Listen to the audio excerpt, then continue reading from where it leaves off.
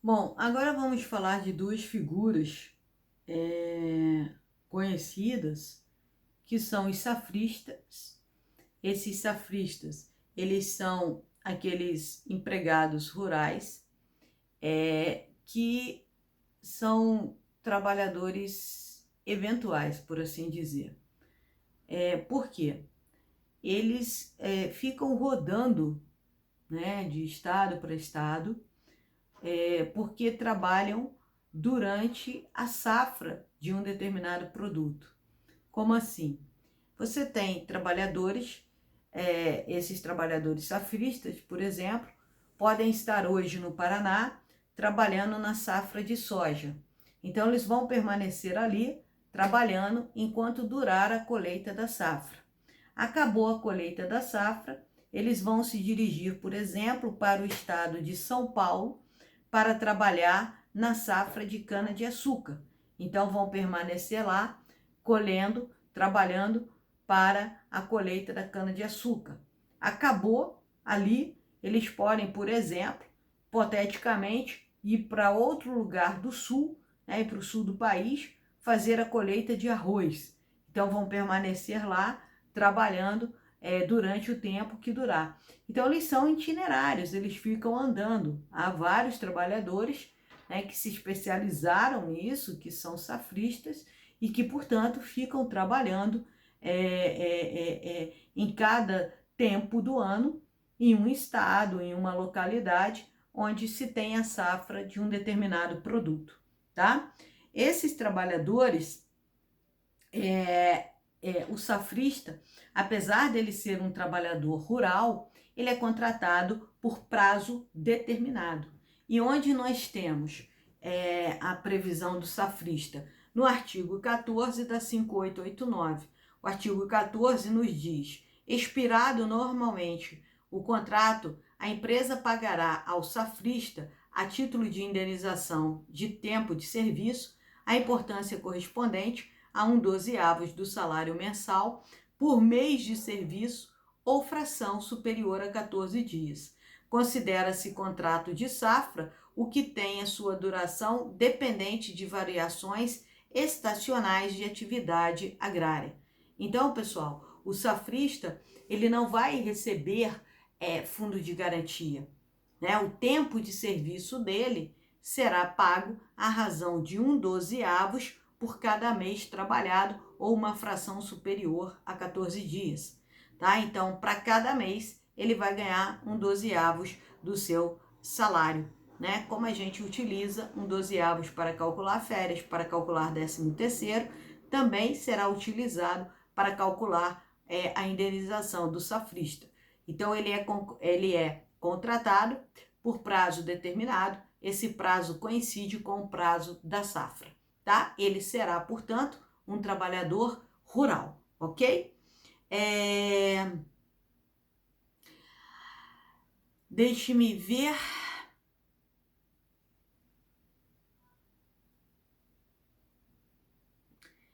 Também é importante a gente falar que foi incluído agora, através da Lei 11.718, ela acrescentou o artigo 14A na Lei 5889 para permitir o contrato do empregado rural que trabalha em tempo parcial, que ele também tenha um salário compatível com a sua jornada. Se ele não trabalhar as 8 horas diárias, trabalhar 4, ele vai ganhar um salário proporcional à sua jornada de trabalho. Isso não chegou a ser uma evolução legislativa, porque isso já era perfeitamente possível antes mesmo da edição dessa lei para a inclusão do 14A na 5889, tá?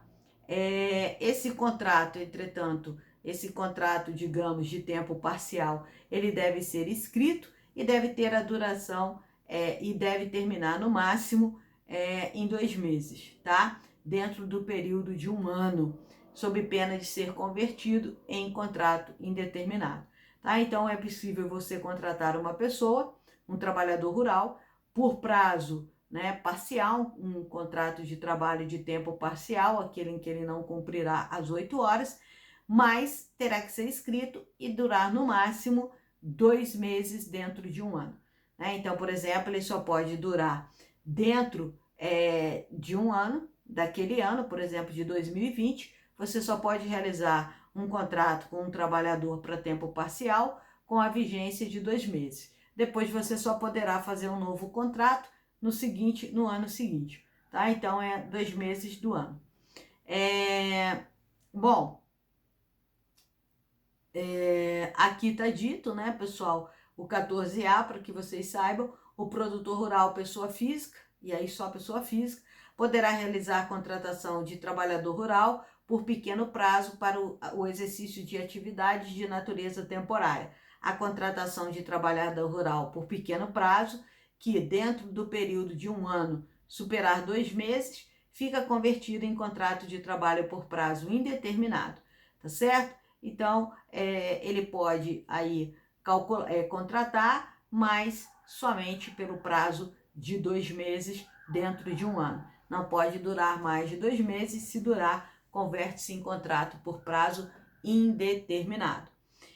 Nós temos também, pessoal, os trabalhadores conhecidos como boias frias ou os trabalhadores volantes. Esses não são empregados rurais, esses são trabalhadores eventuais que aceitam qualquer serviço a qualquer momento, em qualquer lugar e para qualquer pessoa que lhe ofereça o melhor salário, não tendo, portanto, um empregador rural.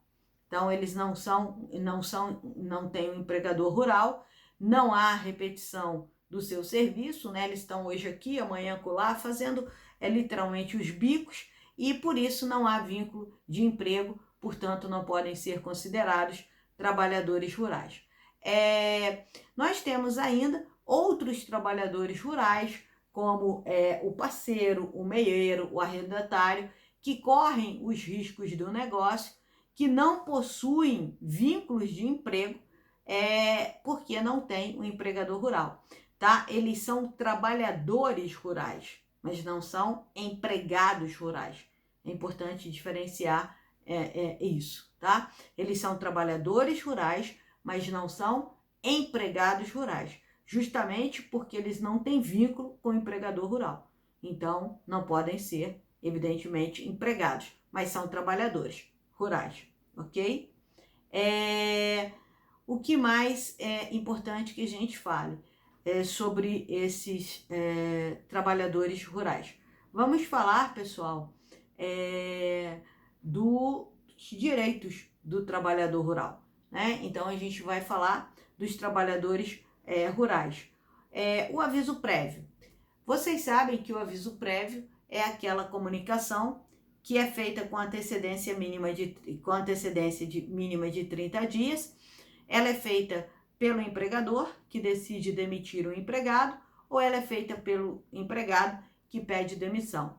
Esse prazo de 30 dias é um prazo para que a outra parte possa tomar as providências de modo a não ficar desassistido. O empregado possa buscar um novo emprego e o empregador possa buscar uma nova pessoa que vai ficar ali com aquele empregado que está saindo, aprendendo as tarefas, né, o exercício do trabalho, se necessário for, ok?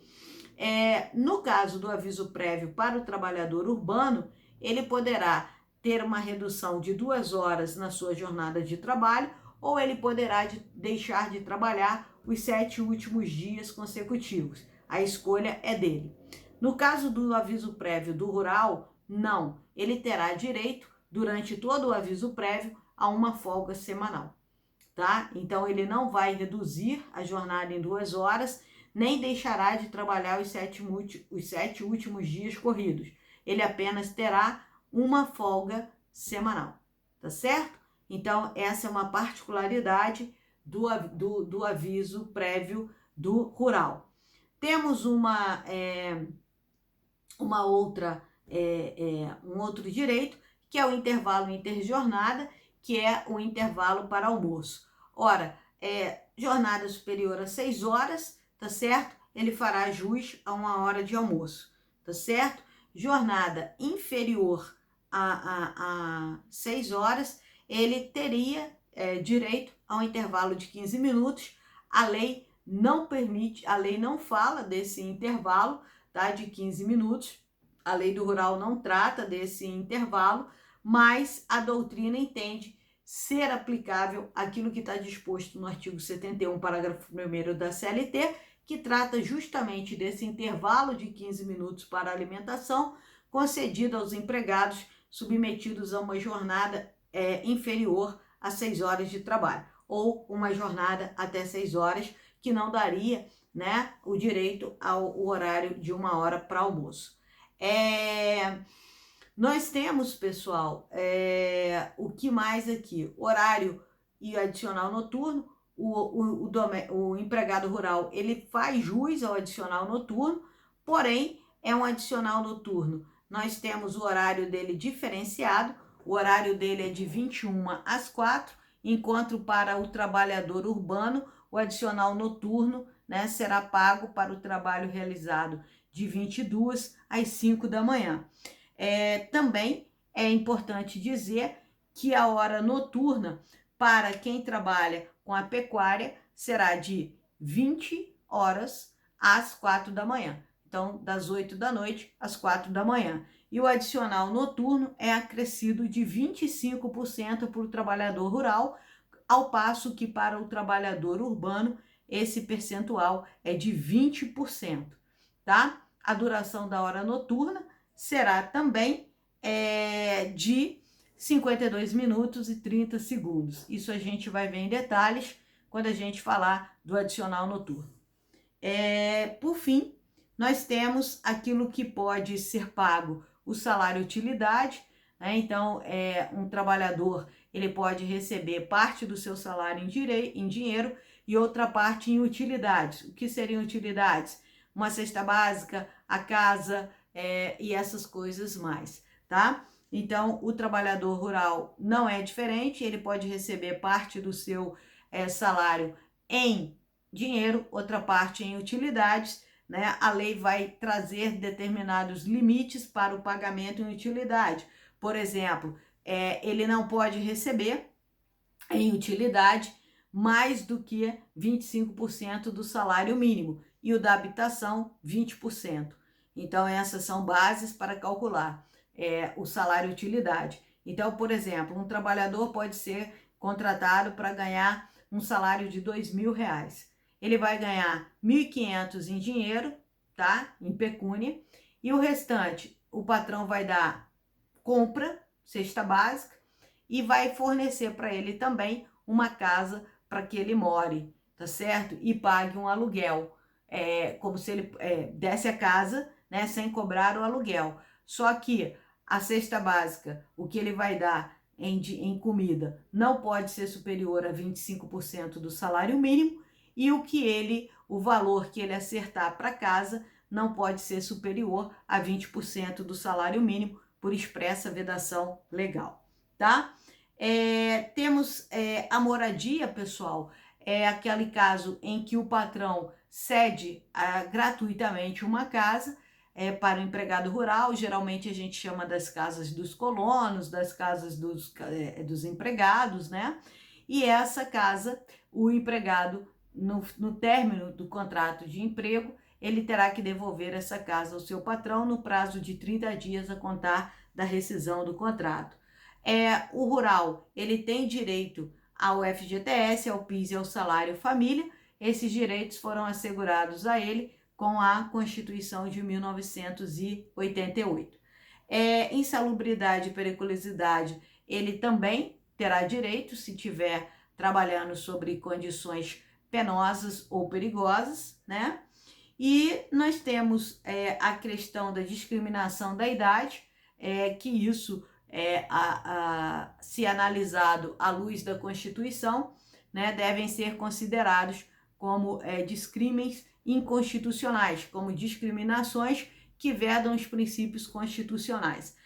Primeiro, pessoal, a autorização da dispensa por justa causa para pessoas, para empregados considerados com idade avançada. A lei não diz qual é essa idade avançada, então fica-se um critério bastante objetivo, e dispensa né, autoriza o empregador a dispensar por justa causa uma pessoa em relação à sua idade. Se ele acha que está em idade avançada para exercer a função, então nasce para o empregador o direito de dispensar por justa causa, o que é inconcebível nos dias atuais.